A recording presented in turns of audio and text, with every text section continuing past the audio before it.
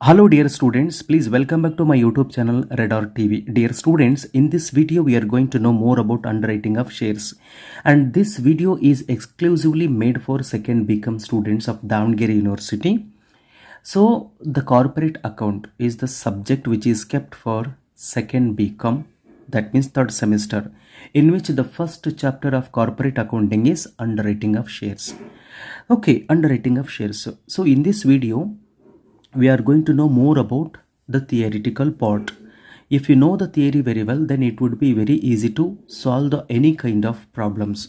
So now the underwriting of shares. So shares you know very well. What is share here? The total capital of the company is divided into number of portion, where each portion is called as share. That you know very well. And each share has its own value. That value we call as face value, isn't it? Face value. So that you have discussed in the second PUC only. First and second PUC you have studied a lot about this. Oh, but here is one more word, underwriting of shares. What is underwriting of shares? Let us have a look at meaning of underwriting. So what is underwriting of shares here? A public company cannot make the first allotment of the shares unless it gets the minimum subscription from the public. Isn't it? That you know, a public company cannot make the first allotment of the shares unless it gets the minimum subscription from the public. That means the minimum subscription. What is that minimum subscription? Minimum subscription refers to the minimum amount of the capital that the company must raise in order to start a business of the company. Without collecting the minimum subscription, without reaching the minimum subscription level of the capital, it is not possible for any company to get its business started. So in order to get the minimum subscription from the public, a public company generally enters into an underwriting agreement with one or more underwriters. That means just imagine that the company wants to get started by collecting money from the public.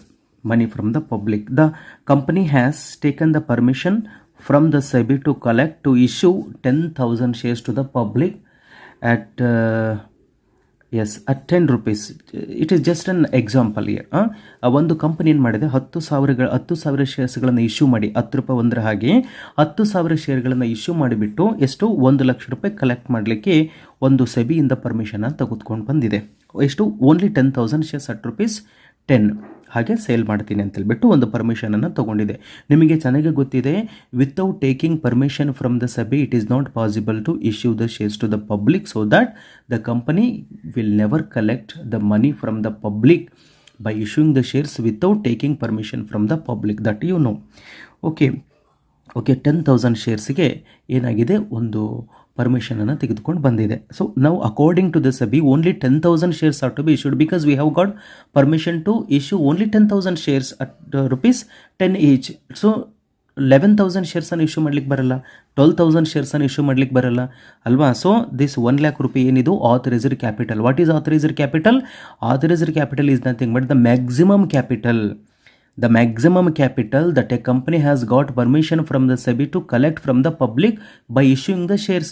ಶೇರ್ಸ್ಗಳನ್ನು issue ಮಾಡೋದ್ರ ಮುಖಾಂತರವಾಗಿ ಪಬ್ಲಿಕ್ಕಿಂದ maximum 1 lakh ರೂಪಾಯಿ collect ಮಾಡಲಿಕ್ಕೆ ಸೆಬಿಯಿಂದ ಅವರಿಗೆ permission ಸಿಕ್ಕಿದೆ. ಅಂದರೆ 10,000 shares ಒಂದಕ್ಕೆ 10 ರೂಪಾಯಿದಂಗೆ issue ಮಾಡಿ collect ಮಾಡ್ಬೋದು. ಆದರೆ ಈ ಶೇರ್ಸ್ಗಳನ್ನ ಅಲಾಟ್ ಮಾಡಬೇಕಲ್ವಾ. ಈಗ ನೀವು ಏನು ಮಾಡ್ತೀರಾ, ಓಪನ್ ಸ್ಟೇಟ್ಮೆಂಟನ್ನು ಕೊಡ್ತೀರಾ, 10 ರೂಪೀಸ್ ಒಂದು ಶೇರ್ ಆಗಿ ನಾವು ಮಾರಾಟ ಮಾಡ್ತಾ ಇದ್ವಿ, those are interested the can come and by ಅಂತೇಳ್ಬಿಟ್ಟು ನೀವು ಹೇಳಿರ್ತೀರಾ. ಅಲ್ಲೇನಾಗುತ್ತೆ ಅಂತಂದರೆ 12,000 ಅಪ್ಲಿಕೇಶನ್ಸ್ ಬಂದುಬಿಡ್ತದೆ. ಅವಾಗ 12,000 ನೀವು ಇಶ್ಯೂ ಮಾಡ್ತೀರಾ? ಇಲ್ಲ, 10,000 ಮ್ಯಾಕ್ಸಿಮಮ್ ಇರೋದ್ರಿಂದ 10,000 ಶೇರ್ಸ್ಗಳನ್ನು ಮಾತ್ರ ನೀವು ಇಶ್ಯೂ ಮಾಡಲಿಕ್ಕೆ ಸಾಧ್ಯ ಇದೆ. ಬಟ್ ಅಪ್ಲಿಕೇಶನ್ಸ್ 12,000 ಬಂದಿದೆ, 10,000 ಮಾತ್ರ ಏನು ಮಾಡಬೇಕು, ನೀವು ಅಲಾಟ್ ಮಾಡಬೇಕು. ಇನ್ನು 2,000 ರೂಪಾಯಿ ಹೀಗೆ ಕಲೆಕ್ಟ್ ಮಾಡಿರ್ತಕ್ಕಂಥ ಅಪ್ಲಿಕೇಶನ್ ಅಮೌಂಟನ್ನು ವಾಪಸ್ ಕೊಡಬೇಕು. ಅದು ನಿಮಗೆ ಚೆನ್ನಾಗಿ ಗೊತ್ತಿದೆ.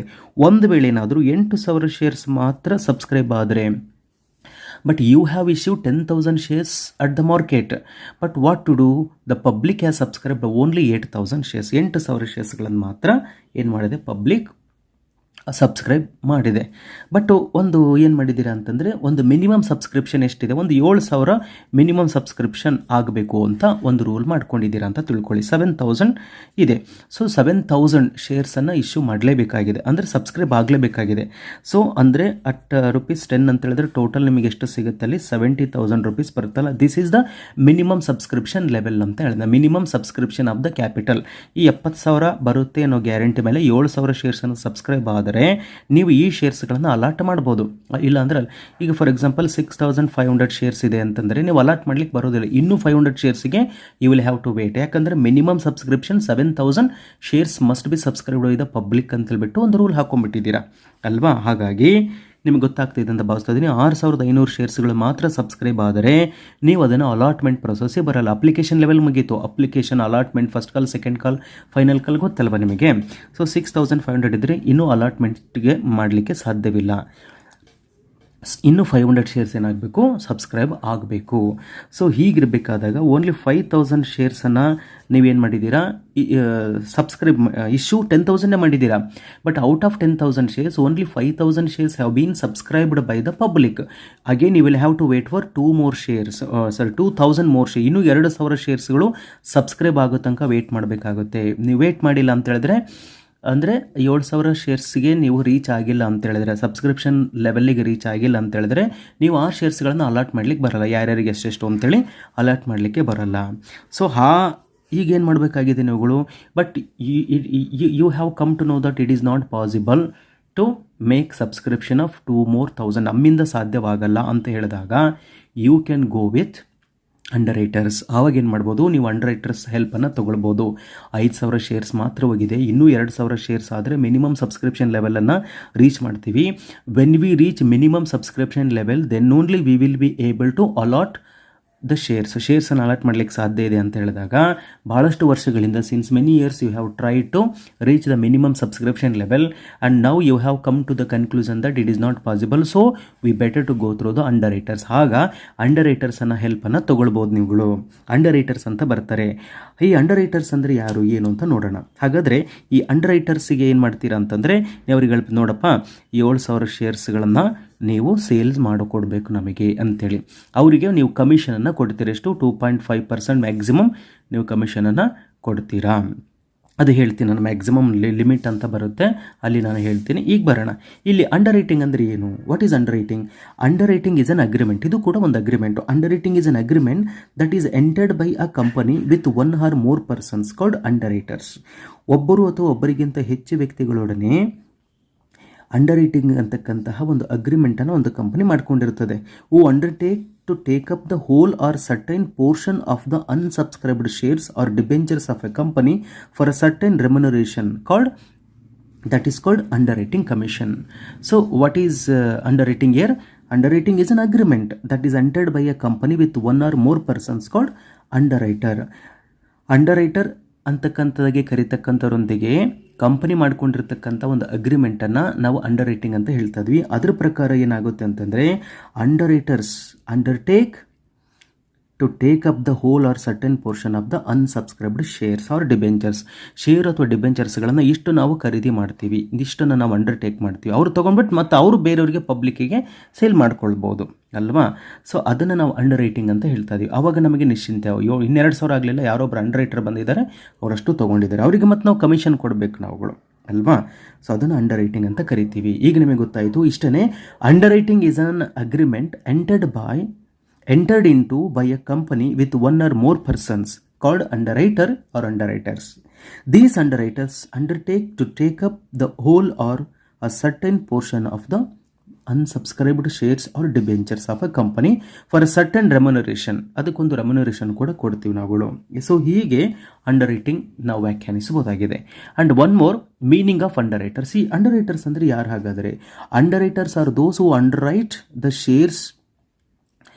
Underwriters are those who underwrite the shares or debentures issued by the public company. Public company ಅಂತ ಏನಿರ್ತಾರಲ್ಲ, ಈ public company, as I told earlier, 10,000 shares are to be subscribed by the public. These 10,000 shares have been issued by the company, but subscription level is not at reached. Subscription level reach ಆಗದೇ ಇದ್ದಾಗ ಕೆಲವು ವ್ಯಕ್ತಿಗಳಿರ್ತಾರೆ, ಅವ್ರು ಏನು ಮಾಡ್ತಾರೆ, ಅವರು ಅದರಲ್ಲಿ ಒಂದಷ್ಟು specified number of ಶೇರ್ಸನ್ನು ಏನು ಮಾಡ್ತಾರೆ, ಅವರೇ ಪರ್ಚೇಸ್ ಮಾಡ್ಕೊಂಡ್ಬಿಡ್ತಾರೆ. ಅಂದರೆ ಅಂಡರ್ ರೈಟ್ ಅಂತ ಹೇಳ್ತೀವಿ ನಾವು, ಅದನ್ನ ಅಂಡರ್ ರೈಟ್ ಮಾಡ್ಕೊಳ್ತಾರೆ ಕಮಿಷನ್ ಆಧಾರದ ಮೇಲೆ. ಅವರಿಗೆ ಅಂಡರ್ ರೈಟರ್ಸ್ ಅಂತ ಹೇಳ್ಬಿಟ್ಟು ಕರೀತಾ ಇದ್ದಾರೆ. So underwriters are those who underwrite the shares or debentures issued by the public company.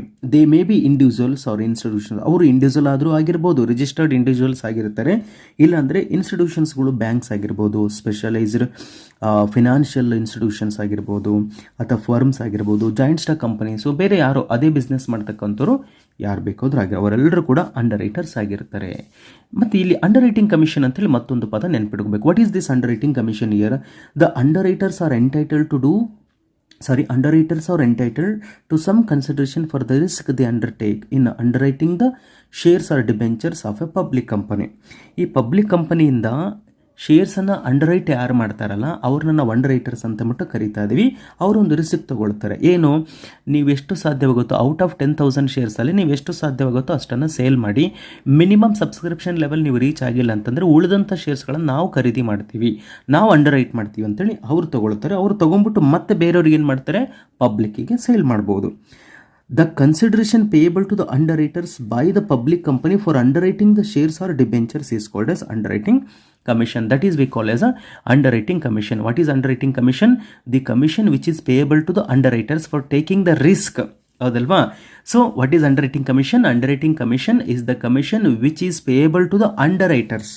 ಯಾಕೆ ಅಂಡರ್ರೈಟರ್ಸ್ಗೆ ನಾವು ಕೊಡ್ತಾ ಇದ್ವಿ? Because they have taken the risk of underwriting the shares and debenture. Shares ಮತ್ತು ಡಿಬೆಂಚರ್ಸನ್ನು ಉಳಿದಿದ್ದನ್ನು ಅವ್ರು ಏನು ಮಾಡ್ತಾರೆ, ಖರೀದಿ ಮಾಡ್ತಾ ಹೋಗ್ತಾರೆ. ನಮ್ಮಿಂದ ಎಷ್ಟು ಸಾಧ್ಯವಾಗುತ್ತೆ ಅಷ್ಟು ಸೇಲ್ ಮಾಡ್ತೀವಿ, ಇಶ್ಯೂ ಮಾಡ್ತೀವಿ. ಸಬ್ಸ್ಕ್ರೈಬ್ ಎಷ್ಟಾಗುತ್ತೆ ಅಷ್ಟಾಗುತ್ತೆ. ಸಬ್ಸ್ಕ್ರಿಪ್ಷನ್ ಲೆವೆಲ್ ರೀಚ್ ಆಗಿಲ್ಲ ಅಂದಾಗ ಅಂಡರ್ ರೈಟರ್ಸ್ ಹೆಲ್ಪನ್ನು ತೊಗೊಳ್ತೀವಿ, ಅದಕ್ಕೆ ಅವರಿಗೆ ಕಮಿಷನ್ ಕೊಡ್ತೀವಿ. ಅವ್ರಿಗೆ ಕೊಡಬೇಕಾದಂಥ ಕಮಿಷನ್ ಅಂಡರ್ ರೈಟಿಂಗ್ ಕಮಿಷನ್ ಅಂತೇಳಿ ಕರೀತಾ ಇದ್ದೀರಾ.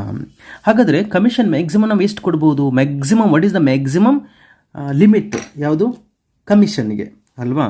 Maximum limit of underwriting commission ಎಷ್ಟಿರುತ್ತದೆ ಅಂತೇಳಿದ್ರೆ, ಸೊ ಅದು ಬೇಕಾಬಿಟ್ಟಿ ಕೊಡೋ ಹಾಗಿಲ್ಲ. ಸೊ ಅಲ್ಲಿಗೊಂದು ರೂಲ್ ಇದೆ. ಏನಪ್ಪ ಅಂದರೆ, for the services, any services that are rendered by the underwriters, they are entitled to the maximum commission of 5%. ಅದಕ್ಕೆ ಅವರಿಗೆ 5% ಯಾವುದ್ರ ಮೇಲೆ, ಶೇರ್ಸ್ ಆದರೆ 5% ಇರ್ತದೆ, ಇನ್ನು 2.5% ಡಿಬೆಂಚರ್ಸ್ ಆದರೆ ಇರ್ತದೆ. ಓಕೆ, ದ ಮ್ಯಾಕ್ಸಿಮಮ್ ಅದನ್ನ for the services rendered by the underwriters they are entitled to a maximum commission of 5% of the issue price of the shares and 2.5% of the issue price of the debentures. ಶೇರ್ಸ್ಗಳೇನಾದರೂ undertake ಮಾಡಿದರೆ ಅದರ value ಎಷ್ಟಿರ್ತದೆ? ಈಗ 1,000 ಶೇರ್ಸನ್ನು ಅವರು underwrite ಮಾಡಿದ್ದಾರೆ ಅಂತ ತಿಳ್ಕೊಳ್ಳೋಣ. Into 10 rupees ಒಂದು, ಅಲ್ಲಿಗೆ ಎಷ್ಟಾಯಿತು? 10,000 ರೂಪೀಸ್ ಆಯ್ತಲ್ಲ. 10,000 ರೂಪೀಸ್ ಮೇಲೆ 5% ಕಮಿಷನ್ ಅವ್ರಿಗೆ ಕೊಡಬೇಕಾಗುತ್ತೆ. ಅವ್ರು ತೊಗೊಂಡು ಮತ್ತೆ ಬೇರೆಯವರಿಗೆ ಮಾರ್ತಾರೆ, ಅದನ್ನ ಸೇಲ್ ಮಾಡ್ತಾರೆ ಅದನ್ನ ಅಲ್ವಾ. 5% ಅಂದರೆ 500 ರೂಪೀಸ್ ಅವರು ಸಿಗುತ್ತೆ ಕಮಿಷನ್ ಆಗಿ. ಅದೇ ಡಿಬೆಂಚರ್ಸ್ ಏನಾದರೂ ಅಂಡರ್ರೈಟ್ ಮಾಡಿದರೆ 2.5%, ಅಂದರೆ 10,000 ಶೇರ್ಸಿಗೆ 10,000 ಡಿಬೆಂಚರ್ಸ್ ಇತ್ತಂದರೆ 2.5 ಅಂದರೆ 250 ರೂಪಾಯಿ ಪ್ರತಿ 10,000 ಶೇರ್ಸ್ಗಳಿಗೆ ಅಲ್ವಾ. ಟೋಟಲ್ ವ್ಯಾಲ್ಯೂ ಎಷ್ಟಾಗುತ್ತೋ ಅದರ ಮೇಲೆ 5% 2.5% ಇದೆ. ಯಾವುದ್ರ ಪ್ರಕಾರ? This is according to the companies act 2013. Companies act according to 2013 companies act, underwriter is entitled to get the maximum commission of 5% in case of shares underwriting. In case of debenture underwriting, then 2.5% of the price of the debenture. ಡಿಬೆಂಚರ್ನ price ಎಷ್ಟಿರ್ತದೆ ಅದರ 2.5% ಕಮಿಷನನ್ನು ಅವರಿಗೆ ಕೊಡಬೇಕಾಗ್ತದೆ. So these are the very important things which you need to keep in. ಈಗ ನಿಮ್ಮ ಅಂಡರ್ರೈಟಿಂಗ್ ಅಂದ್ರೆ ಏನು ಅಂತೇಳಿ ಒಂದು ಐಡಿಯಾ ನಿಮಗೆ ಸಿಕ್ಕಿದೆ ಅಂತ ಭಾವಿಸ್ತೀನಿ. Then what are the advantages of underwriting commission? ಈಗ ನಿಮಗೆ ಮ್ಯಾಕ್ಸಿಮಮ್ ಅರ್ಥ ಆಗಿದೆ. What are the advantages? First ಏನಪ್ಪ ಅಂದರೆ, subscription of the capital of the company becomes certain ಅಲ್ವಾ. ಸೊ ಇದರಲ್ಲಿ ನಮಗೆ ಯಾವುದೇ ರೀತಿಯಾಗಿರ್ತಕ್ಕಂತಹ ರಿಸ್ಕ್ ಇರೋದಿಲ್ಲ. ಯಾಕೆ ಅಂತಂದರೆ ಅಂಡರ್ರೈಟರ್ಸ್ ಗ್ಯಾರಂಟಿ ಕೊಟ್ಬಿಡ್ತಾರೆ. ಏನು? As underwriters guarantee the sale of the shares and debentures, subscription of the capital of the company becomes certain. ಹೌದಲ್ವಾ? Because there is a guarantee the company is going to get from the underwriters. What is the guarantee? The minimum subscription level would be reached. ಅದು it become certain ಅಂತೇಳಿ ಅಲ್ವಾ. 7,000 shares ಆಗಿದೆನಾ, ನೀವು 2,000 shares issue ಮಾಡಿದ್ದೀರಾ, subscribe 2,000 ಆಗಿದೆನಾ, ಇನ್ನು 5,000. Yes, they are going to underwrite it. ಅವ್ರು underwrite ಮಾಡ್ತಾರೆ, ನಿಧಾನಕ್ಕೆ ಮಾರಾಟ ಮಾಡುತ್ತಾರೆ ಅಲ್ವಾ. ಹಂಗಾಗಿ ಏನಾಗುತ್ತೆ, become certain. What? The subscription of the capital of the company becomes certain first. Next, there will be no trouble of raising the required capital. So required capital is to 10 lakh rupee required capital. Just imagine that 10 lakh rupees is the required capital to be raised from the public by issuing the shares. There is no trouble for the company because of the underwriters. Underwriters ಇರೋದ್ರಿಂದ underwriting commission, underwriting ಆಗಿರೋದ್ರಿಂದ, it is not commission, advantages of underwriting ಆಗಿರೋದ್ರಿಂದ there will be no trouble for the company to raise the required capital within specified period ಅಲ್ಲಿ collect ಮಾಡಕ್ಕೆ ಸಮಸ್ಯೆ ಇರಲ್ಲ. Next, the company is going to get the required capital within the specified period of time. ನಮಗೆ ಒಂದು 3 ತಿಂಗಳ ಒಳಗಡೆಗೆ ನಮಗೆ ಏನು ಬೇಕಾಗಿದೆ ಅಂದರೆ ರಿಕ್ವೈರ್ಡ್ ಕ್ಯಾಪಿಟಲ್ ಬೇಕು ಅಂದರೆ within that specified period of time you can reach or you can collect the required capital. That is with the help of the ಅಂಡರ್ರೈಟರ್ಸಿಂದ ತಗೊಳ್ಬೋದು ಅಲ್ವಾ. And no need of money market conditions. Money market ಕಂಡೀಷನ್ಸಲ್ಲಿ ಏನೇ ಬದಲಾವಣೆಗಳಾದರೂ ಕೂಡ ನಿಮಗೆ ಅದಕ್ಕೂ ಯಾವುದೇ ಸಂಬಂಧ ಇಲ್ಲದೆ ಇರೋ ರೀತಿಯಲ್ಲಿ ಇರ್ಬೋದು. ಅಂದರೆ you will have no tension over the money market conditions. ಯಾಕೆಂದರೆ underwriters will bear all those ಅಲ್ವಾ. ಅಂಡರ್ರೈಟರ್ಸ್ ಇರೋದ್ರಿಂದ ನಿಮಗೆ ಅದು ಸಮಸ್ಯೆ ಇಲ್ಲ. ನಿಮಗೆ ಎಷ್ಟು ಸೇಲ್ ಆಗಬೇಕು ಅಷ್ಟು ಸೇಲ್ ಮಾಡಿಕೊಡೋ ಜವಾಬ್ದಾರಿ ಅವರದಾಗಿರ್ತದೆ ಅಂತೇಳಿ ಒಂದು. And because of the underwriting, ಈ ಅಂಡರ್ರೈಟಿಂಗ್ ಅಗ್ರಿಮೆಂಟ್ ಮಾಡ್ಕೊಳ್ಳೋದ್ರಿಂದ ಏನಾಗುತ್ತೆ ಅಂದರೆ ಅಂಡರ್ರೈಟರ್ಸ್ ಏನಿದಾರಲ್ಲ, they are going to give, they may be expert to a certain extent in issuing the company, in issuing the shares and debentures. So you can get the advice from those underwriters ಇಂದ ಏನಾಗಿದೆ ಅಂದರೆ ಒಂದು expert ಅಡ್ವೈಸನ್ನು ಒಂದು company ನಿರೀಕ್ಷೆ ಮಾಡ್ಬೋದಾಗಿದೆ ಅಂತೇಳಿ. So these are the advantages. ಈ underwriting ಅಂತ ಬಂದಾಗ ಒಂದಷ್ಟು ಟೈಪ್ಸ್ಗಳನ್ನು ನೋಡ್ತಾ ಇದ್ವಿ. So what are the types of underwriting? ಈ ಅಂಡರ್ರೈಟಿಂಗಲ್ಲಿ ಏನೇನು ಟೈಪ್ಸ್ ಬರ್ತದೆ? So on the basis of the number of shares or debentures. ಇಲ್ಲಿ 2 ಬೇಸಿಸನ್ನು ಇಟ್ಕೊಂಡಿದ್ದಾರೆ.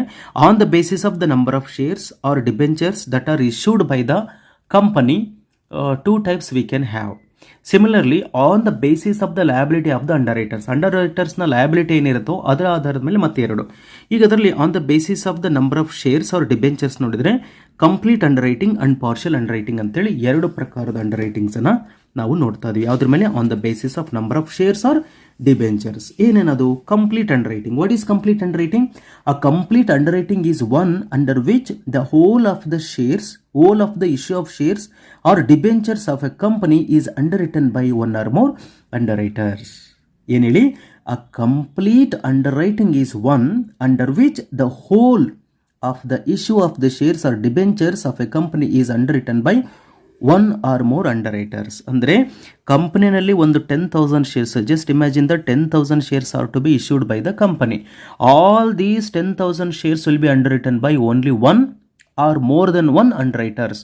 That means the company is not going to worry about whether public has subscribed their shares or not. ಅವರ ಶೇರ್ಸ್ಗಳನ್ನ public subscribe ಮಾಡ್ತಾ ಇಲ್ಲ, ತಲೆ ಕೆಡಿಸ್ಕೊಳ್ಳೋ ಅವಶ್ಯಕತೆ ಇಲ್ಲ. 10,000 ಶೇರ್ಸನ್ನು ನಾನು ಇಶ್ಯೂ ಮಾಡಬೇಕು, ಆಲ್ ದ 10,000 ಶೇರ್ಸ್ ಸಬ್ಸ್ಕ್ರೈಬ್ ಆಗಬೇಕು ಅಂತ ಹೇಳಿದ್ರೆ ಎಲ್ಲ ಶೇರ್ಸ್ಗಳನ್ನು ಒಬ್ಬ ಅಂಡರ್ರೈಟರ್ಸ್ ಇಲ್ಲ, ಮೋರ್ ದೆನ್ ಒನ್ ಅಂಡರ್ರೈಟರ್ಸ್ ಏನು ಮಾಡ್ತಾರೆ? ಅಂಡರ್ರೈಟ್ ಮಾಡ್ತಾರೆ. ಅದನ್ನು ನಾವು ಕಂಪ್ಲೀಟ್ ಅಂಡರ್ರೈಟಿಂಗ್ ಅಂತ ಕರಿತಾ ಇದ್ವಿ. If all the shares or debentures are underwritten by one or more than one underwriters, then it is called as complete underwriting ಅಲ್ವಾ. Next partial underwriting, opposite to this means ಇದಕ್ಕೆ ಈ partial ಅಂಡರ್ರೈಟಿಂಗ್ ಅಂದ್ರೆ ಏನಪ್ಪ ಅಂದರೆ ಅದರಲ್ಲಿ ಒಂದಷ್ಟು ಶೇರ್ಸ್ಗಳನ್ನು ಪಬ್ಲಿಕ್ ಪರ್ಚೇಸ್ ಮಾಡುತ್ತೆ, ಒಂದಷ್ಟು ಶೇರ್ಸ್ಗಳನ್ನು ಅಂಡರ್ರೈಟರ್ಸ್ ಏನು ಮಾಡ್ತಾರೆ? ಪರ್ಚೇಸ್ ಮಾಡ್ತಾರೆ, ಅಂಡರ್ರೈಟ್ ಮಾಡ್ತಾರೆ. ಅದನ್ನು ನಾವು ಪಾರ್ಷಲ್ ಅಂಡರ್ರೈಟಿಂಗ್ ಅಂತ ಹೇಳ್ತಾ ಇದ್ವಿ. A partial underwriting is one under which a part of the issue of the shares, not all the shares, part of the issue of the shares or debentures of the company is underwritten by one or more underwriters. ಒಂದು 10,000 shares ಇದೆ ಅಂತ ಹೇಳಿದ್ರೆ just imagine 2,000 shares would be purchased by the public. Similarly rest of the 8,000 shares would be underwritten by underwriters. ಹೌದಲ್ವಾ? ಆ ರೀತಿಗೆ ನಾವು ಹೇಳ್ತಾ ಇದ್ದೀವಿ. ಸೊ ಈ ಥರ on the basis of number of shares or debentures ಮೇಲೆ 2 ಭಾಗ ನೋಡ್ತಾ ಇದ್ದೀರಾ. Similarly on the basis of liability ಆಧಾರದ ಮೇಲೆ ಅಂಡರ್ರೈಟರ್ಸ್ ಯಾರ್ಯಾರಿದ್ದಾರೆ ಅಂದರೆ pure or open underwriters, firm underwriters. What are pure underwriters or firm underwriters? Pure underwriters are nothing but pure underwriters ಅಂತ ನೋಡಿದ್ರೆ a pure underwriting is an agreement under which an underwriter or underwriters agree to take up the shares or debentures of a company only when the shares or debentures underwritten by him or them is not fully subscribed by the public, that is called as a pure underwriter. ಇಲ್ಲಿ pure ಅಂಡರ್ರೈಟಿಂಗ್ ಅಂದ್ರೆ ಏನಪ್ಪ ಅಂದರೆ ಇಲ್ಲಿ under writers ಹೇಳ್ತಾರೆ ನಿಮ್ಮಿಂದ ಎಷ್ಟು ಸಾಧ್ಯವಾಗುತ್ತೋ ಅಷ್ಟು ನೀವು ಮಾರಾಟ ಮಾಡಿ, ಉಳಿದುದನ್ನು ನಾನು ಗ್ಯಾರಂಟಿಯಾಗಿ ಪರ್ಚೇಸ್ ಮಾಡೇ ಮಾಡ್ತೀನಿ. ಈಗ 10,000 ಶೇರ್ಸನ್ನು ಇಶ್ಯೂ ಮಾಡ್ತೀರಾ, ಪಬ್ಲಿಕ್ 2,500 ಶೇರ್ಸನ್ನು ತೊಗೊಂಡಿದೆ ಅಂದರೆ ಇನ್ನು 7,500 ರೂಪಾಯಿ ನಾನೇ ತೊಗೊಳ್ತೀನಿ ಅಂತೇಳಿ, that is a pure under writer. So in pure when it comes to pure underwriting, the underwriters will allow the company to issue and make them subscribe as much as possible to a certain extent by the company. ಕಂಪನಿಯಿಂದ ಎಷ್ಟು ಸಾಧ್ಯವಾಗುತ್ತೋ ಅಷ್ಟು sale ಮಾಡಲಿಕ್ಕೆ ಅವಕಾಶ ಇರ್ತದೆ, ಉಳಿದಿದ್ದೆಲ್ಲ ಅವರು purchase ಮಾಡ್ತೀನಿ ಅಂತ guarantee ಇರ್ತದೆ. ಆರ್ ಫರ್ಮ್ ಅಂಡರ್ರೈಟಿಂಗಲ್ಲಿ ಏನಪ್ಪ ಅಂದರೆ ನೀವು ಎಷ್ಟಾದರೂ ಸೇಲ್ ಮಾಡ್ಕೊಳ್ಳಿ, ನಾನು 3,000 ಶೇರ್ಸನ್ನು ಅಂಡರ್ರೈಟ್ ಮಾಡ್ತೀನಿ ಅಂತೇಳಿ. ಓಕೆ, ಫರ್ಮ್ ಅಂಡರ್ರೈಟಿಂಗ್ ಅಂದರೆ ಏನಾಗಾದರೆ a firm underwriting is an agreement under which an underwriter or underwriters make a definite commitment. They are going to make a definite commitment to take up the certain shares or debentures of the company. ಕಂಪನಿಯ ಒಂದು 50% shares ನಾನು ತೊಗೊಳ್ತೀನಿ, ಉಳಿದದ್ದು ನಿಮಗೆ ಬಿಟ್ಟಿದ್ದು, ನನಗೆ ಗೊತ್ತಿಲ್ಲ, ಉಳಿದಿದ್ದು ಮಾರಾಟ ಮಾಡಿ. ಇಲ್ಲಿ ಹಂಗಲ್ಲ, ನೀವು ಎಷ್ಟು ಸಾಧ್ಯವಾಗುತ್ತೆ ಅಷ್ಟು ಸಬ್ಸ್ಕ್ರೈಬ್ ಮಾಡಿ, ಉಳಿದಿದ್ದು ಎಲ್ಲದನ್ನು ಕೂಡ ನಾನು ಸಬ್ಸ್ಕ್ರೈಬ್ ಮಾಡ್ತೀನಿ. ಇಲ್ಲಿ ನೀವು ಏನು ಮಾಡ್ತೀರಾ ಗೊತ್ತಿಲ್ಲ, ನಿಮ್ಮ ಟೋಟಲ್ ನಂಬರ್ ಆಫ್ ಶೇರ್ಸ್ನ 50%, 10,000 ಶೇರ್ಸ್ ಇದ್ದರೆ 5,000 ಶೇರ್ಸನ್ನು ನಾನೇನು ಮಾಡ್ತೀನಿ, ಅಂಡರ್ರೈಟ್ ಮಾಡ್ತೀನಿ. ಈ ಥರ ಒಂದು ನಿಯಮವನ್ನು ಒಂದು ಅಗ್ರಿಮೆಂಟನ್ನು ಮಾಡ್ಕೊಂಡಿರ್ತಾರೆ. According to that agreement it will go ಅಂತೇಳಿ. ನಾವು ಟೈಪ್ಸ್ ಆಫ್ ಅಂಡರ್ರೈಟಿಂಗ್ ಈಗ ನಿಮಗೆ ಒಂದು ಹಂತಕ್ಕೆ ಗೊತ್ತಾಯಿತು ಅಂತ ಭಾವಿಸ್ತಾ ಇದ್ದೀನಿ. And one more, this is very important concept, that is the marked and unmarked applications. What are marked applications and unmarked applications? ಇಲ್ಲಿ ಮಾರ್ಕ್ಡ್ ಮತ್ತು ಅನ್ಮಾರ್ಕ್ಡ್ ಅಪ್ಲಿಕೇಶನ್ಸ್ ಅಂತ ಹೇಳ್ತಾ ಇದ್ವಿ. So as we discussed earlier, if the shares are subscribed with the public and rest of the shares are underwritten by the underwriters, ಆದ ಸಂದರ್ಭದಲ್ಲಿ ಈ marked and unmarked ಅನ್ನುವಂಥ ಒಂದು ಕಾನ್ಸೆಪ್ಟ್ ರೈಸ್ ಆಗ್ತಾ ಹೋಗ್ತದೆ. ಅಂದರೆ when the issue of the shares or debentures of a company is underwritten by 2 or more underwriters, to determine the liability of the each underwriter, it becomes necessary that the applications for such shares and shares or debentures should bear the official rubber stamp of the each underwriter. ಈಗ ನೋಡಿ ಏನಾಗಿದೆ ಅಂದರೆ, I will go through an example so that you will get connected to me easily. The 10,000 shares are issued by the company, out of which 2,000 shares are subscribed by the public. Rest of the 8,000 shares are underwritten. ಅಲ್ವಾ, 8,000 shares are underwritten by underwriters. ಯಾರ್ಯಾರು? ಒಂದು 4 ಜನ ಇದ್ದಾರೆ ಅಂತ ತಗೋ. A, B, C, D. A 4,000 shares are underwritten, B 1,000 shares are underwritten, 500 shares are underwritten, 5,500, rest 1,500 shares are underwritten. ಹೌದಲ್ವಾ? ಈಗ ಎಷ್ಟಾಯಿತು? 1,500 ಪ್ಲಸ್ 2,000 ಪ್ಲಸ್ 1,000, 3,000, 7,000 ಆಯಿತು. ಓಕೆ, ಇಲ್ಲೊಂದು 1,500 ಅಂತ ಅಂದ್ಕೊಳ್ಳೋಣ. 3,000 ಪ್ಲಸ್ 5,000, 8,000 ಶೇರ್ಸ್ ಏನಾಗಿದೆ, ಅಂಡರ್ ರಿಟನ್ ಬೈ ಬಂದಿದೆ. ಅದರಲ್ಲಿ ಯಾರ್ಯಾರ್ದು ಯಾವ್ಯಾವ ಶೇರ್ಸು ನಮಗೆ ಗೊತ್ತಿರಲ್ಲಲ್ವಾ. ಎ ಶೇರ್ಸ್, ಈಗ ಯಾವುದೋ ಒಂದು ಶೇರ್ಸ್ ಇರ್ತದಪ್ಪ, ಒಂದು ಶೇರ್ ಅಪ್ಲಿಕೇಶನ್ ತೊಗೊಂಡಿದ್ದೀರ ಅಂತ ಹೇಳಿದ್ರೆ ಇಲ್ಲೊಂದು ರಬ್ಬರ್ ಸ್ಟಾಂಪ್ ಇರುತ್ತೆ, ಅಲ್ಲಿ ಎದು ಅಂತ ಐಡೆಂಟಿಫೈ ಮಾಡ್ಬೋದು, ಬಿ ಅಂತ ಐಡೆಂಟಿಫೈ ಮಾಡ್ಬೋದು. ಯಾವ ಶೇರ್ಸ್ಗಳಿಗೆ ಅಫಿಷಿಯಲ್ ರಬ್ಬರ್ ಸ್ಟಾಂಪನ್ನು ಹಾಕಿರ್ತಾರೋ ಅದನ್ನು ನಾವು ಮಾರ್ಕ್ಡ್ ಅಪ್ಲಿಕೇಶನ್ಸ್ ಅಂತ ಕರೀತಾ ಇದ್ವಿ. ಇನ್ನು ಸಬ್ಸ್ಕ್ರೈಬ್ಡ್ ಬೈ ದ ಪಬ್ಲಿಕ್ಕಿಂದನೇ ಸಬ್ಸ್ಕ್ರೈಬ್ ಮಾಡಿದ್ದು ನಾವು ಯಾವ ಅಂಡರ್ರೈಟರ್ ಮುಖಾಂತರ ಇವರಿಗೆ ಸೇಲ್ ಆಗಿದೆ ಅನ್ನೋದನ್ನು ಐಡೆಂಟಿಫೈ ಮಾಡೋ ಅವಶ್ಯಕತೆ ಇರೋದಿಲ್ಲ, ಅದಕ್ಕೆ ರಬ್ಬರ್ ಸ್ಟಾಂಪ್ ಬೇಕಾಗೋದಿಲ್ಲ. ಈ ಆಧಾರದ ಮೇಲೆ ಈಗ ಡೆಫಿನೇಷನ್ ಹೇಳ್ತೀನಿ, ಈಗ ನಿಮಗೆ ಅರ್ಥ ಆಗುತ್ತೆ ನೋಡಿ. ಮಾರ್ಕ್ಡ್ ಅಪ್ಲಿಕೇಶನ್ಸ್ ಅಂದರೆ ಏನು ಅಂತ ಫಸ್ಟ್ ನಾವು ನೋಡ್ತಾ ಹೋಗೋಣಂತೆ. The applications received by the company, the applications received by the company bearing the official stamp of the individual underwriter or the respective underwriters are called as marked applications, or else the applications which are bearing the official rubber stamp to identify who is the underwriter ಅಲ್ವಾ. ಅಂಡರ್ರೈಟರ್ನ identify ಮಾಡಲಿಕ್ಕೋಸ್ಕರ official rubber ಸ್ಟಾಂಪನ್ನು beer ಮಾಡಿರ್ತೀವಿ. ನೀವಿಷ್ಟೇ ಬರೀರಿ, the applications received by the company bearing the official stamp of the individual underwriter or the respective underwriters are called as marked applications. Similarly, unmarked applications, the applications received by the company directly from the public which do not bear the official stamp of the underwriter or underwriters are called as unmarked applications. Okay, mark ಯಾವುದಕ್ಕಿರುತ್ತೆ? Marked applications ಅಂದರೆ official rubber stamp ಯಾವುದಕ್ಕಿರುತ್ತೋ marked applications, ಯಾವುದಕ್ಕಿರೋದಿಲ್ಲೋ unmarked applications. Official rubber stamp ಯಾಕಿರುತ್ತೆ ಅಂದರೆ to identify underwriter. ಯಾವ underwriter ಮೂಲಕ ಈ application ಅಂತಕ್ಕಂಥದ್ದು ಪಬ್ಲಿಕ್ಕಿಗೆ ಸೇಲ್ ಆಗಿದೆ ಅಂತ ಐಡೆಂಟಿಫೈ ಮಾಡಲಿಕ್ಕೋಸ್ಕರ, ಯಾಕಂದರೆ ಅವರಿಗೆ ಕಮಿಷನ್ ಕೊಡಬೇಕಲ್ವಾ. ಎಷ್ಟು ಹೇಳಿ 2013 ಪ್ರಕಾರ, ಕಂಪ್ನೀಸ್ ಆ್ಯಕ್ಟ್ 2013 ಪ್ರಕಾರವಾಗಿ ನಿಮಗೆ ಗೊತ್ತಿದೆ 5% ಶೇರ್ಸ್ಗಾಯಿತು ಅಂದರೆ, ಡಿಬೆಂಚರ್ಸ್ಗಾಯಿತು ಅಂದರೆ 2.5% ಅಲ್ವಾ. ಸೊ ಇದರ ಇರ್ತದೆ. ಹಾಗಾದರೆ ಪ್ರಾಬ್ಲಮ್ಸ್ ಯಾವ ರೀತಿಯಾಗಿರುತ್ತೆ ಅನ್ನೋದನ್ನು ನಾವು ಮುಂದಿನ ಕ್ಲಾಸಲ್ಲಿ ನೋಡ್ತಾ ಹೋಗೋಣಂತೆ. ಈ ಕಾನ್ಸೆಪ್ಟ್ ನಿಮಗೆ ಎಲ್ಲಾದರೂ ಗೊತ್ತಾಗಿಲ್ಲ, ಗೊಂದಲ ಇದೆ ಅಂತ ಹೇಳಿದ್ರೆ ನೀವು ಕಾಮೆಂಟನ್ನು ಪಾಸ್ ಮಾಡ್ಬೋದಾಗಿದೆ.